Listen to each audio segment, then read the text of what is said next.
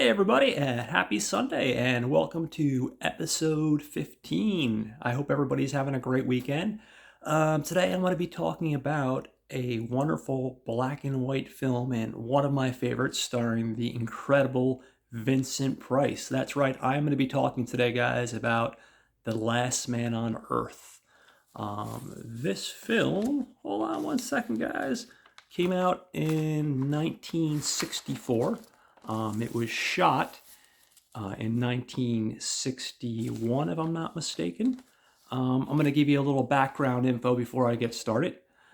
So this was written by Richard Matheson, famous sci-fi writer, in about 1953.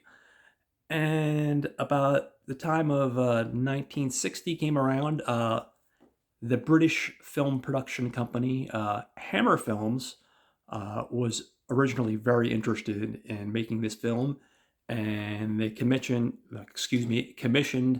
and hired our man Richard Matheson to write a script. Um, Unfortunately, that never came to fruition through Hammer Films. In interviews, Matheson was very disappointed initially, and he kind of wondered why.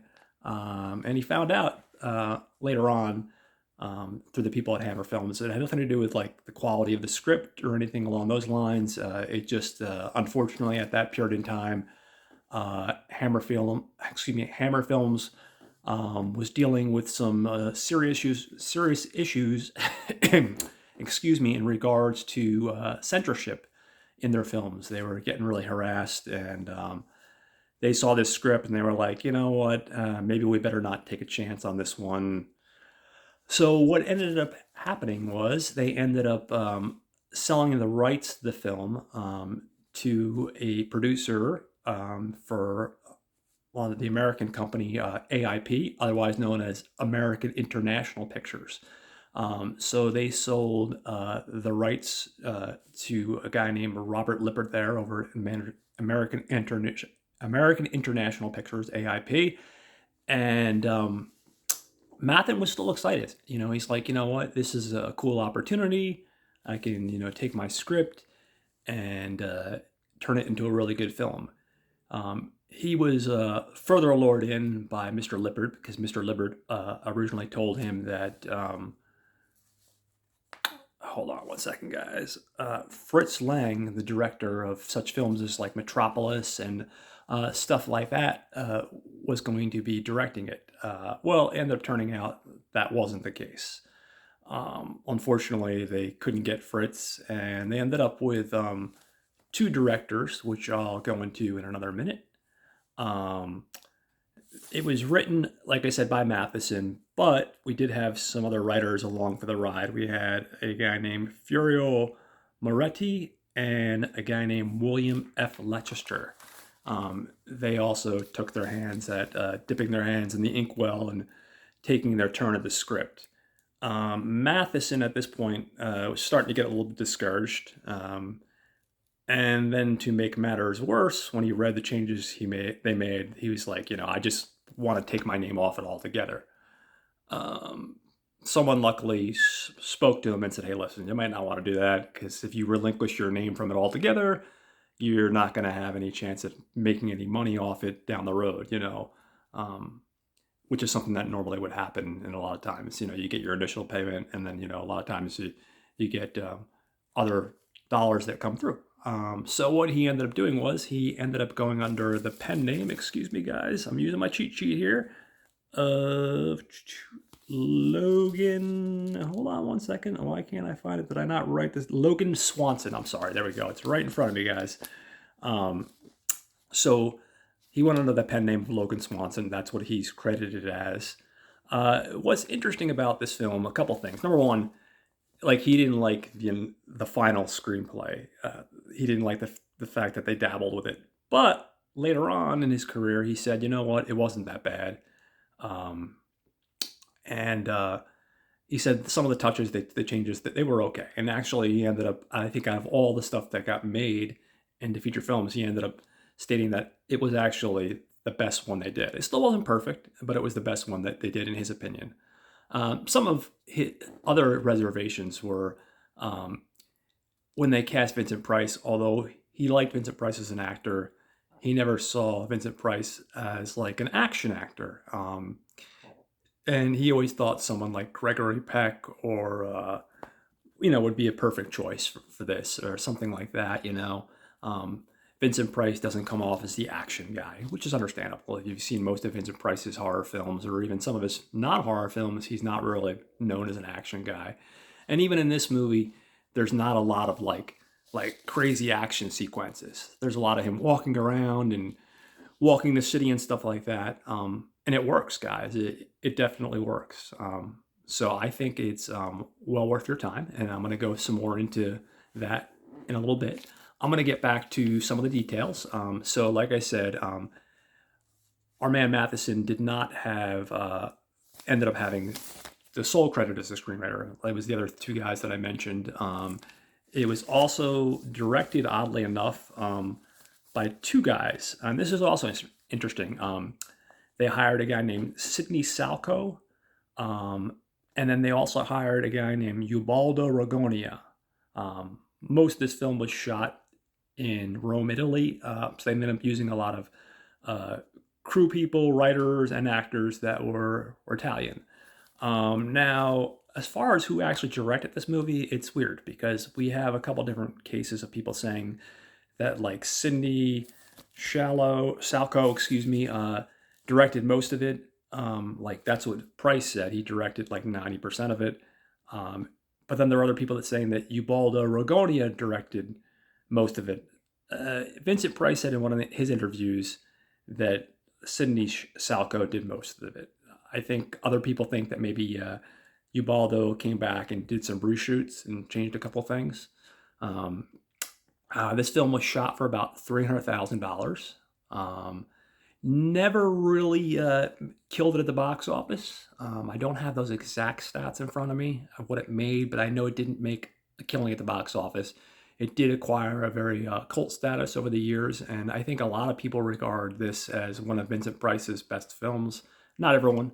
I still have a lot of love for the Roger Corman stuff he did, especially the Poe stuff like The Mask of the Red Death, which I'm going to cover later this month, and The Pit and the Pendulum, and a bunch of other Edgar Allan Poe films. So that's a little bit about that, which I think is interesting as well. And I wish I could get a 100% confirmed answer that, it was 100% directed by one guy and 10% direct or 90% directed by one, 10% by the other. But there's a lot of conflicting reports on this. It was really hard to nail down a concrete answer in regards to that. Now, in our cast, we have Vincent Price playing Dr. Robert Morgan, which is our main protagonist. His wife is Virginia Morgan. She's often referred to as Verge, and that's played by the Italian actress Emma Daniel. We have the character of Ruth Collins, is played by the actress Franca Patoia. We have the daughter of the Morgan family, Kathy Morgan, who is played by Chrissy Cortland. And then we have the character Ben Cortman, who's a fellow coworker of Dr. Morgan's, and that's played by Giacomo Rossi Stewart. Now, if that's not an Italian name, I don't know what's an Italian name. So on to the actual film, guys. So this is a really beautifully shot film, in my opinion. I will say the one minor thing, I'll just get it out there right in the beginning, that I think is not perfect. And it doesn't take away from the overall enjoyment of the film. It's still an amazing film, and this is just a very minor gripe that I have. This is supposed to be a vampire film, and our man, Dr. Morgan, he goes ahead and kills them like vampires. But for those who have watched the film, I'm sure you probably already know this, all the vampires, the way they act throughout the film, they act like zombies. Ben will come back later on, and he's one of the few that talk, and he's like, Morgan! And he's talking like, like I said, a zombie were to talk. All the characters are behaving very sluggish, like zombies, yet they're called vampires. Now, I wasn't 100% sure about this at first. When I first saw it, like many, many years ago, I got it on one of those multi-pack DVDs that had a ton of public domain films. And yes, it is in fact supposed to be vampires. And like I said, our man Morgan does kill them like vampires, but they do behave, in my opinion, and act like traditional zombies. So it's a little bit odd, you know. But like I said, for my 2 cents, guys, that's the only like thing that I would say would be even remotely negative about this film. Lots of great things about this film. But anyway, I just wanted to sidebar there for a second and just throw that out there. We open our film and we see Dr. Morgan. First, we see this beautiful pan shot of the city. We see dead bodies on the city, and it looks gorgeous because it's in Rome. And you see abandoned cars, and you even see this church sign, and the church sign says, you know, all is lost, it's pretty foreboding, it's a little on the dark side, and then we cut to our man, Dr. Morgan. You see him in bed, and you hear an alarm clock go off, and it wakes him up. Hold on one second. He wakes up and he basically speaks to the camera, essentially. He's like speaking out loud because there's nobody else left on Earth. I better get started. Looks like as he looks at the calendar, he gets up and looks at the calendar in the kitchen. He thinks it's only been 3 years since I've been doomed to walk the earth alone. So Mr. Personality here. He's got the shiny, happy personality. So we go from there, and he steps outside and he notices a bunch of dead bodies in the front yard. And he makes a mental note, he speaks it out loud. He's got to get rid of them. He also talks about getting some more garlic because he sees the stuff that's hung on his front door is on the ground and broken up into bits. And there's also a broken mirror. So he's kind of like making his little task list. He's saying it out loud though. He's talking, like I said, to the camera. He doesn't have anyone else to talk to, so he's talking to us, the audience. He kind of, I guess, what happens. We all talk to ourselves, or at least I think most of us do, at least mentally. I guess this guy verbalizes it. Maybe we all would be if we'd been alone on the planet Earth for the last 3 years by ourselves. So it's interesting, I think the psychology of how something like this might affect your average person and the way we think and the way we act and the way we react, God knows. We can all say we keep it together, but who knows until something like this actually happens, right? So it's an interesting film. Even from a psychological perspective, I think that aspect is interesting. Hell, I talk to myself way too often. I'll be the first to admit it. Maybe I shouldn't, but that's okay, guys. I'm honest with myself. I don't do it out loud, so that's the difference. So, bear with me, guys.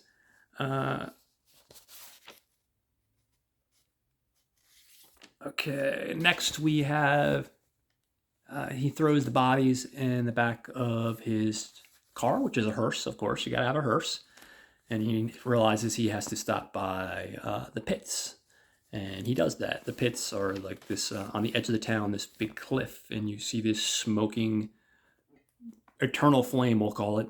And that's where the government would get rid of all the bodies. And bodies are just burning away and smoking and stinking up the place. And you can only imagine, just by the smoke, what it could possibly smell like. It's pretty horrific. So we have that scene. And from there, we see him stop by the local store and grab some garlic and some other supplies, as well as some mirrors. On the way home, he goes to some buildings in the city. He's been basically mapping out each day. He's been making it a task list of things to do, like get rid of bodies and stuff like that, but then also hunting each part of the city block by block, taking a block and trying to get like an apartment complex or different buildings and just getting rid of the bodies and then bringing them to this pit and burning them, because that's the one way other than staking them through the heart, which will 100% kill these motherfuckers. So, so he goes ahead and he does that. And then nightfall comes and he makes it back home and he's setting up the new mirror and setting up his garlic. and we hear our vampire zombie friends, I'll call them vampires because technically they're supposed to be vampires, assaulting the house. They all have weapons and they're very sluggish and they're trying to break through. Luckily, the house is pretty well fortified and they're not. There's one in particular, we hear his voice, excuse me, I know how to use my English words.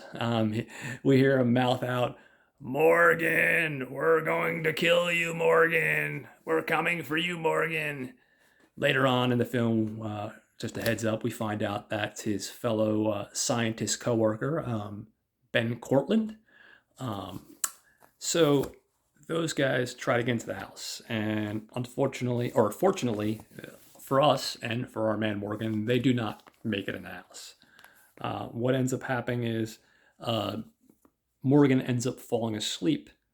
Because I guess in an environment like this, your body does eventually get used to crazy shit like that, and you eventually shuts down and you need some sleep. So he does manage to fall asleep, luckily for him. He wakes up screaming. In a nightmare, he sees, or he just hears a voice, I can't see, I can't see. Now, later on, we'll find out who that voice is. I don't want to give anything away. So that, that's the kind of way he starts his morning off, guys. So he gets up and he decides to go visit someone special to him. He goes to a church, and in this church, it's locked. And that's where he buries his wife. Unfortunately, she's no longer with us. And he's talking to her, and he's telling her how much he misses her. And before you know it, it's dark again.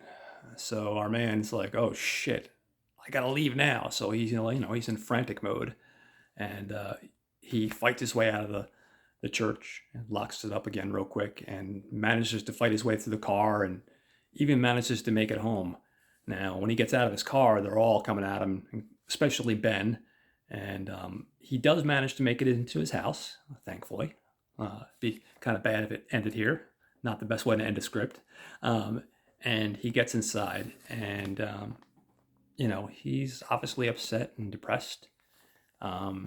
He sets up his old projector and he decides to watch some old family movies. And we see him and his wife, Virginia, who were introduced to the projector, the videos, with their daughter, Kathy. And they're at the circus and they're seeing the performers perform and the clowns and the trapeze artists. And they're laughing and having a good time. And for a brief moment, Morgan laughs and he remembers the good times and remembers these good memories. But then it goes from this laugh to almost this maniacal laugh, and then he just breaks down. The poor man just, breaks down in tears and starts crying. And you can tell he's just bent out of shape. And understandably, your wife is no longer with you, your daughter's no longer with you. You feel like you're all alone in the world.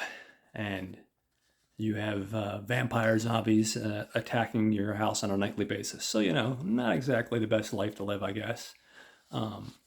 So at this point, we kind of get into a very long flashback sequence, and we get a kind of a little bit more backstory about what actually happened and how it happened and all this stuff. We have a flashback sequence, and it's a birthday party, and we're first introduced to his daughter, Kathy, and his wife, Verge, or technically Virginia, but throughout the whole movie he calls her Verge. And his buddy Ben from work shows up, and he gives his daughter some birthday gifts, and they're having a good time. And later on into the party, he pulls Morgan to the side, and Ben's like, "Have you seen this article?" And he pulls up this article, and it shows hundreds dead in Europe from a plague. And Dr. Morgan, our man Vince here, is, what are you going to do? These things happen from time to time. These sicknesses happen. He said all the great scientists are working on it. They're even obviously working on it at our lab. We're both working on it too, but we can't stress ourselves out too much about it. It just, right now, it is what it is. And, Ben's kind of like, are you kidding me? You can't have that attitude. It's been known to be traveling with the wind. Uh, that's how quickly this thing is spreading. And right at this point, his wife, Verge, walks in and she hears this and she's like, it's spreading like the wind. What's going on here? It's gotten that bad. And, our man, Dr. Morgan here, tries to reassure Verge and he's like, listen, all the great scientists in the world are working on this and we're doing everything we can to come up with a cure for it, and we're going to find it, so don't worry. We now end the birthday scene, and a couple days later, we're hearing a coughing sound and in the background of the household of the Morgans, and then we cut to seeing Virginia Morgan in her bed, and she's coughing up a storm, and she looks kind of pale, and she's not looking good, guys.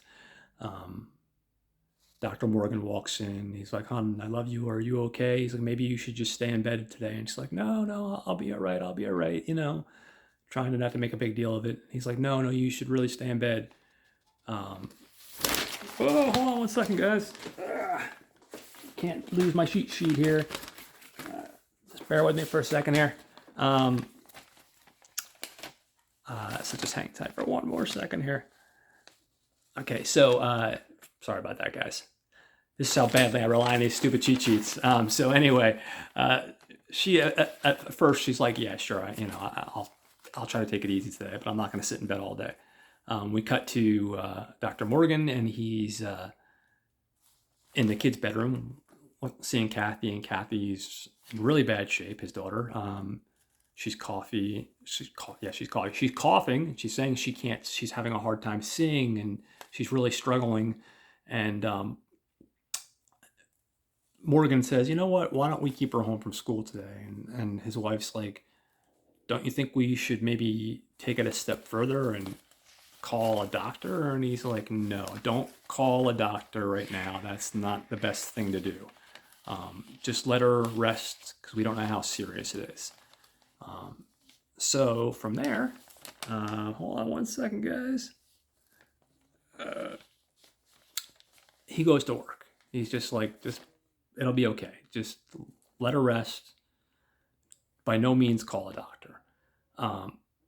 So he goes to work. He goes to pick up Ben, and Ben is at the door in his robe, and he's like, yeah, I'm not going to work, man. I feel like sick as a dog. This thing is not going away. I think we're all just screwed, basically. We're doomed. And Morgan's like, hey, listen, man, you gotta come with us. We're working on a cure. We're doing the research to try to find a cure to end this thing. And he's like, no, he's like, I feel like I already have it. And he's like, I don't want to pass this along to you. So they have this very tense moment, this argument, and Morgan backs up and he goes into the office. And when he gets into the office, he's literally the only one there. His boss is there, and he's like, yeah, you're the only one that showed up. And he's like, I'm surprised you even showed up. He's like, I don't know what we're going to do here. I think all of mankind's basically fucked, essentially. So at this point, he decides to go home. He does his work for the day. He tries to find the research, but, he's frustrated. So he goes back home, and he goes home and he sees his wife, and his wife is very upset. And he's like, why are you upset? And she's like, I called the doctor, and then the men came. He's like, the men? You mean those guys in the trucks I saw outside, like the government? Where did they go? He's like, they grabbed our daughter Kathy and they took her. So Morgan, of course, is super frantic. His daughter has now been carted away in these death trucks, shall we say.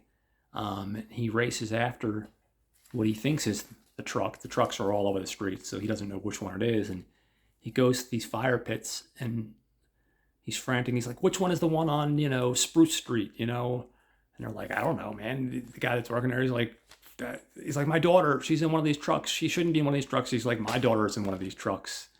This is the reality of the existence we live now. We have to burn the bodies. So, that's not something he accepts easily. He goes back home, and we cut to a couple days pass, and at this point, his wife Verge is getting sicker. And at one point, she screams out, "I'm blind, I can't see." So that's from the earlier scene with the nightmare. We tie this all together here. And eventually, she succumbs to the illness. Luckily for him, we never see her actually get to the point where she's fully turned into this vampire zombie, if you will. What he does is he takes her to a clearing, and he buries her initially underground in the dirt. And of course, he's grief stricken. He just lost his daughter, now his wife. He goes home and he's drinking, and he hears a noise in the door, and it's like somebody trying to get in. Morgan. And he opens the door, and we see his dead wife. And, of course, she's got the whole vampire zombie thing going on, And from there, we cut to present day. Just bear with me again for a second. We see the next day he gets up and he's, about his normal routine. He's looking at his map, trying to figure out which part of the city he's going to try to stake some vampires with and get his supplies. And before he heads out to leave, he notices in the front yard, a small dog. So he chases this dog, and it ends up being this long chase. And we see the beautiful city of Rome, which is supposed to be LA, by the way. And all the dead bodies that are splattered everywhere on the ground. And we see all these landscapes. And at a certain point, he just kind of is like, I give up, this dog's gone. So he goes back home. He thought he found man's best friend, a new friend for him, but alas, it was not meant to be. He gets back home. He's wasted an entire day. He's getting ready for the onslaught of Morgan and our vampire zombie friends to assault his house again and try to break in. And before nighttime falls, he hears a barking noise. And lo and behold, on the front yard, our little black dog is there, and he looks like he's whimpering and not doing too good. So Morgan goes outside and he grabs the dog, and he's like, "It's gonna be okay, buddy. We're gonna get you back to health." And, he cleans the dog up, feeds the dog, and tries to get the dog comfortable. Now, at a certain point, even though the dog looks normal, he is a scientist, and he's like, "You know what? I have some of the equipment here. I have my microscope. I have the stuff to take the dog's blood. I got to do the right thing and make sure this isn't some sort of vampire dog or vampire zombie dog, as in my opinion, because I still think these things look like zombies. But that's nor here nor there. And unfortunately, we realize that the dog too is infected. Of course, can this guy ever catch a break? I don't know, guys. I don't know if it's possible for our man Morgan here to catch a break. So we get to the next day, and again, he wants to do the right thing. He wants to give the dog a proper burial, so he does. He takes it out into a field. He digs a nice little hole, buries the dog, and in the distance, he sees a human being. It's daylight out, so shouldn't be able to walk. It's definitely a human. So he runs after a woman. She appears to be in her 30s. And she's running away from him. He finally catches up with her, and he's like, "Hey, don't run. I'm not going to hurt you. You're not a vampire. I'm not a vampire. It's daylight. If it was nighttime, you might have to worry about me being a vampire, but it's obviously not. So I'm here to help, And she's very quiet, but he's like, "Listen, come back to my place. I promise I'll help keep you safe." She's very reluctant, all the way up to the point, even where he gets her to his house, she's not very talkative. He finally gets her to talk. She says, "My name is Ruth. I was with my husband and he died. Um, Somehow I managed to survive. And she's like, "What about you? Were you married? Do you have a wife or kids or anything like that?" And he's like, "Yeah, I had one daughter and a wife, and unfortunately, they were both taken by the disease." So they start having this conversation, and he starts to get to know Ruth a little bit better, and he's almost starting to like trust her a little bit, you know. You can tell she definitely doesn't trust him just by body language and her behavior. She's still kind of quiet. He's like, "Can I test your blood?" She's like, "What, you don't trust me?" And he's like, "Lady, I don't trust anyone. I just want to play it safe. For all I know, you could be infected. Maybe you just haven't turned yet, but you could still be infected." And she's like, "No, I'm not infected." He pulls up some garlic and she reacts like the other ones did. She's like, "Get that thing away from me." And he's like, "Well, then that's it. You're infected." And she's like, "No, I could just be allergic. Just because you throw garlic in my face and that's my automatic reaction doesn't mean I'm infected." He's like, "Yeah, no, he's like, you're full of shit." She's like, "No, I'm not. I'm not infected."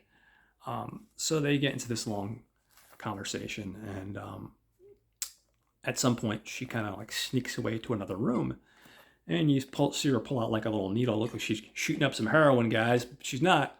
Lo and behold, she's put something into her arm, and he walks in, and he's like, "What's that?" And he grabs it, and from there, she explains her real story. She explains she's part of a group of people that are basically hybrids, I guess you could say. Um, they found not a cure per se, but they found this by putting this medicine that they take and injecting into their bodies. It keeps the white blood cells.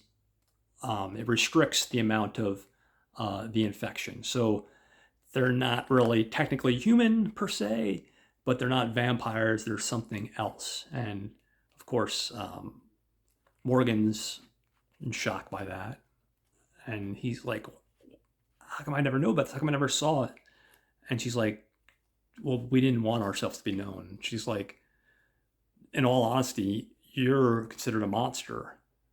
He's like, "A monster?" And he's like, I was trying to help by getting rid of these vampires." And she's like, "Yeah, but the problem is, while you were trying to get rid of what you thought were monsters, not all of them were monsters. You were hunting by day and you killed a bunch of people that were our people, that were innocent people, that were not vampires. They're this hybrid thing. And he's like, "Well, I didn't know that." He's like, "Obviously, I'm sorry. If I would have known, I wouldn't have hunted them down."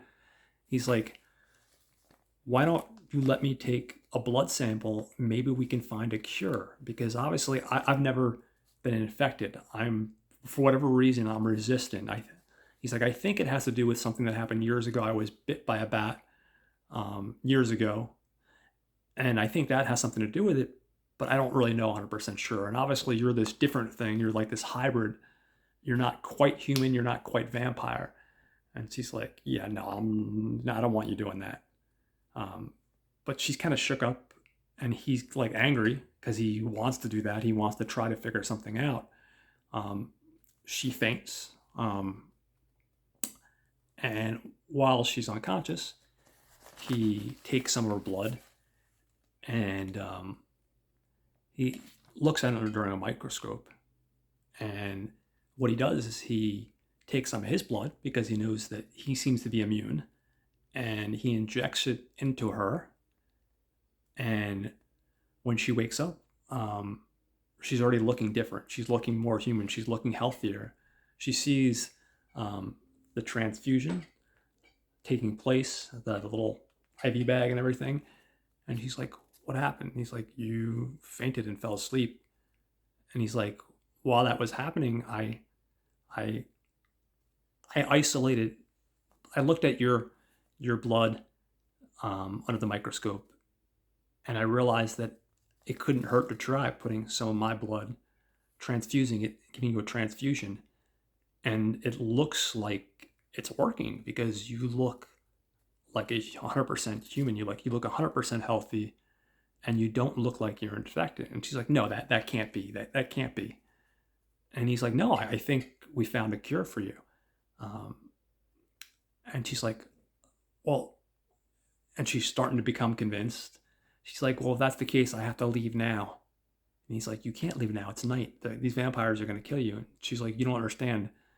They planned on coming here tonight because they wanted to kill you. They're scared of you. They want to kill you and eliminate you because you're a threat. And he's like, I'm a threat. He's like, they're a threat. And he's like, no, they think you're a monster. But I have to tell them that you're not a monster and that you found this cure.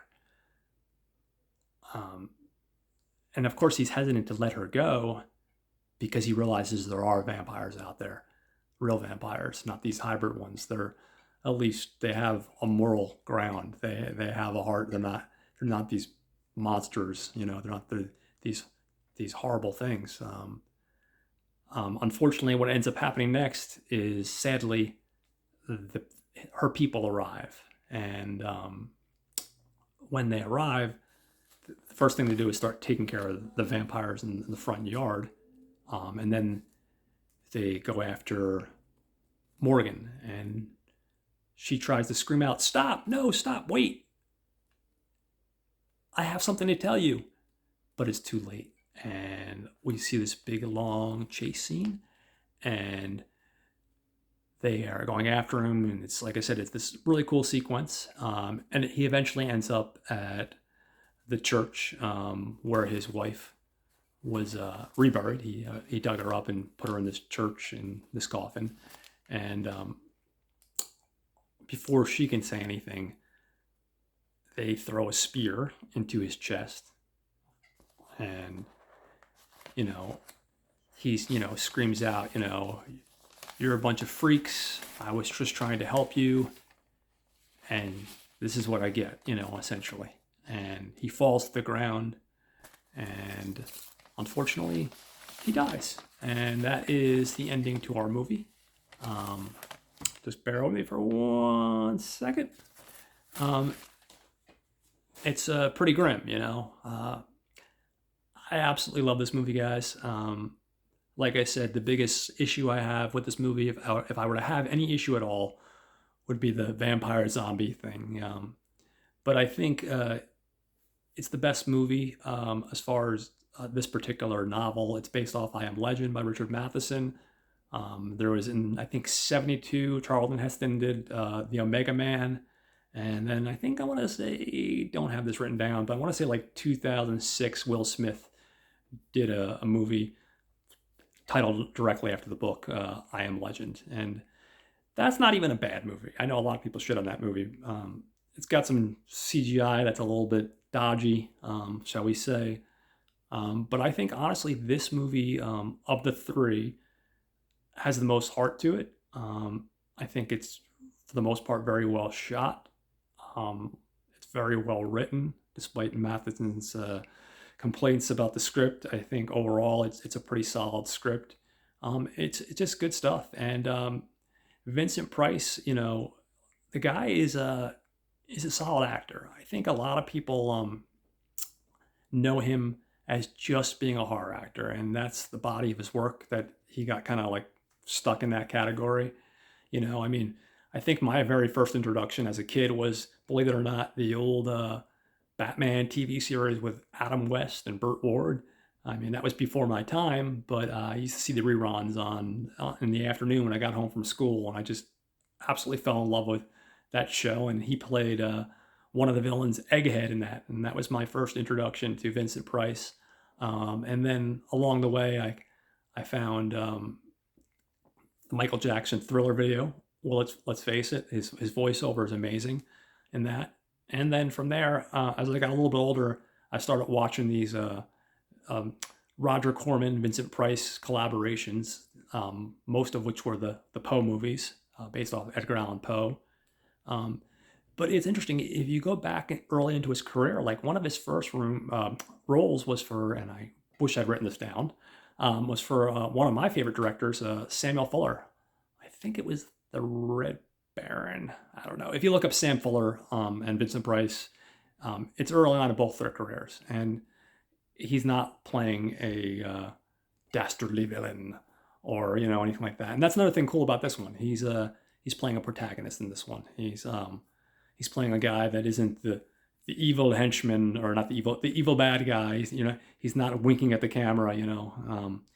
There's very little camp in this movie. I don't even think any really camp. I think, like I said, the one thing, like I said, that I've already mentioned that drags it down a little bit is the vampire zombie thing that I wish they would have just picked one or the other. It's a little bit awkward, but the movie itself is really, really good. Shout Factory put out a nice little box set about 3 or 4 years ago, and they did a nice job of restoring the film. They give you a little commentary on there, and they have a nice little interview with Richard Matheson. So it's definitely worth your time if you haven't seen this. Um, I think it's just a good horror film, guys. So it gets my big thumbs up. So right now, I'm going to give you guys a heads up on some stuff I got coming up. Later in the week, I haven't 100% decided, but I'm thinking I'm either going to do a modern day horror film, which is Satan's Little Helper, or I'm going to cover another Vincent Price movie, which is The Mask of the Red Death. I'm definitely going to cover both of these at some point during the month. I'm just not sure which one I'm going to do this week. Also going to be covering in the excuse me, in the realm of comic books, I'm going to be covering my wonderful and talented friend Toby Cypress. He did a beautiful comic book in 2010 that he wrote and drew, and it's called Rod Racer, and it's a nice little noir tale for you, and it's amazing. He's been working in the industry for quite a few years, and he's ridiculously talented, and I can honestly say that it's just a fantastic graphic novel. So I'm going to probably do that this week. That's going to more than likely be, probably going to be, I think, a separate episode. I might end up tagging that with a film episode. I'm not 100% sure yet. So those are things that you have to look forward to in the immediate future. And other than that, I hope you guys are having a great weekend. And just a quick reminder for you guys, some podcasts that you should be listening to. Number one, Not a Bomb with Brad and Troy. Every week, these guys kill it, and they do a beautiful job of talking about films that were not a commercial success at the box office. And they discuss whether these films were actually a success. Because even though they might have not been a financial success, does not mean that they were not a success in their merit. A lot of times there are quite a few different films that bomb at the box office, but they're still amazing films. And these guys, like I said, every week they do a great job of covering stuff. Last week they did May, and I think this week they're doing Night of the Creeps, if I'm not mistaken, off the top of my head. Next we have Sam and Will.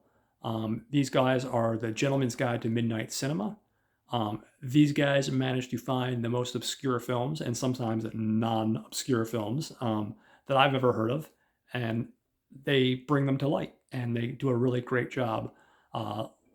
Last week they did a horror film from the 80s called Girls' Night Out. I think it came out in like 81 or 82.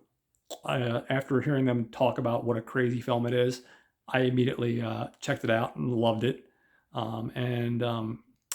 This week I believe they are covering the 80s horror film Mausoleum, which I have not seen yet, but I'm excited. I'm going to try to actually catch that before their episode if I can.